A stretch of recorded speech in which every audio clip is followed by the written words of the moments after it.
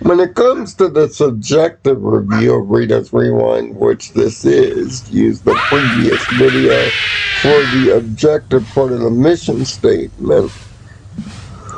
We're going to use that mission statement to see if the game executed its actual task. Well, in this case, the answer is a resounding yes. The footage you're seeing is actual Green Ranger footage as proof that I have beaten this game after 7 hours and 29 minutes of active gameplay.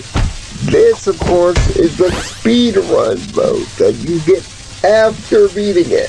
So there is a second signifier that I have beaten this game. Now, Rita's Rewind is not only a throwback to the classic Power Rangers, referencing episodes from Season 1 and even a couple from Season 2, throwing in some Season 3 effects as well, like the Tango Warriors and the motorcycles that weren't introduced until then. But now, unleash the power! And of course, also the putties also look like Zed putties, not the normal gray tier putties. Although there are those, but they happen to be around relatively rarely. But as spoken in the mission statement, it's meant to be a 16-bit throwback game, and this is all the way through. From the limitations in buttons and combos, unlike games like Shredder's Revenge and Streets of Rage 4, down to the graphical stylings and down to the amount of levels they're in. And even shoot-em-up levels inspired by Space Harrier and Afterburner, being simple one-button hold down the button affairs, with power-ups littering the screen. See, unlike other reviews you'll see about this game, the actual limitations that Rita's Revenge have made is a design intention. It is not, as many reviewers will tell you, an oversight. You see, this game is better enjoyed if you put yourself in the mindset of the year 1993, when games were designed this way, especially Genesis games with multiple gameplay styles and different changes in direction, plus the limited button scheme of maybe 1 to 2 to 3 buttons, thus limiting combo potential, but having an upper attack to deal with flying enemies and a double tap dash. It isn't so much that the speed of the characters are too slow, it's dependent on the double tap dash, which once you start it, you can hold it down for a full-blown run. Only retro gamers would understand this inherently. So for the gamers of the new age or new millennium, this game might be a little too old school for your taste, even if you like Power Rangers, because you have to throw yourself back completely into the mindset of 90s game design. And this even comes down to the hitboxes, hit detection, and yes, the difficulty.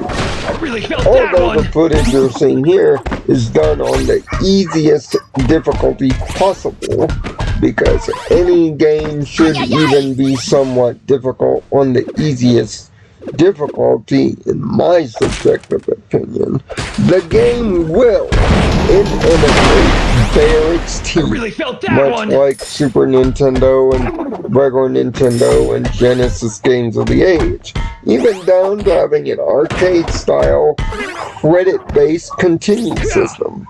On upper difficulties, unlike easy, you will have fewer continues that you can call upon, and enemies will do more damage. On the highest difficulty, headache, though, you have to do what's called in the speedrun arcade community a 1cc with a lot of enemies, and they all hit hard. So good luck trying to get that achievement / trophy on your first try. It takes a lot of memorizing enemy spawning and other things to be successful here, much like classic games. But of course, if you have 5 buddies on your couch, you can unite the Rangers together, and the challenge might be slightly easier, especially given that every Ranger has a super move that can totally wipe out the screen. So, proper timing on those will be beneficial, except for in the Rita fight, which takes cues from Legend of Zelda, Link to the Past. And if you're a gamer old enough, you'll understand that reference inherently.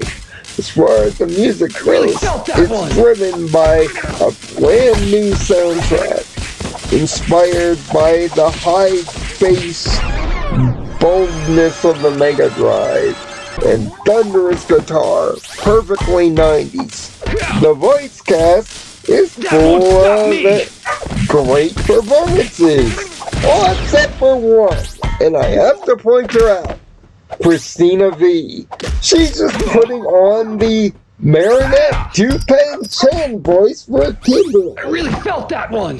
That's right. Kimberly does not sound like a valley girl, even remotely here. It's the one voice performance I have total issue with. Everyone else gets high marks, especially Billy, who is the closest to mimicking David Yost's signature voice track in the real series. Also, to that end, the credit sequence also recognizes the recent death of Jason David Frank at the end, and there is a slight tease for possibly more. The review doesn't have online capability because on Xbox right now and PlayStation, online isn't present, but it will show up in a future update. When that happens, me and my Kadic crew will fire the game up, and I'll add an addendum to this review in a YouTube short telling you the quality of the online play. If you need to put a number on this game, it is definitely a 9 out of 10, and most appreciated for not only retro gamers looking for a complete nostalgic throwback to the games of their youth, not only in design but in execution, but Power Rangers fans especially. There are references all over the place to classic Mighty Morphin episodes, and even a few outside of the Mighty Morphin mythos. This is an expertly executed game that should be highly appreciated. And here I thought I would need 2 bits of footage to throw it to you, but needless to say you don't. And, oh, by the way, just as you saw, watch out for those dreaded time disruptors. They're not as hard as you might think, and you might actually get some advantages by having time rewind, like your combos coming back, and even your super if you have it. Everything is nostalgic but fair. It's too bad, by the looks at Hasbro, this might be it for the Power Rangers franchise. The steep price of $35 might keep people away from now, but if you're a true Power Rangers fan, check this out. 9 out of 10. So, use the objective review as a primer before checking this one out, and tell me what you think in the comments. I'll see you next That won't time. stop me!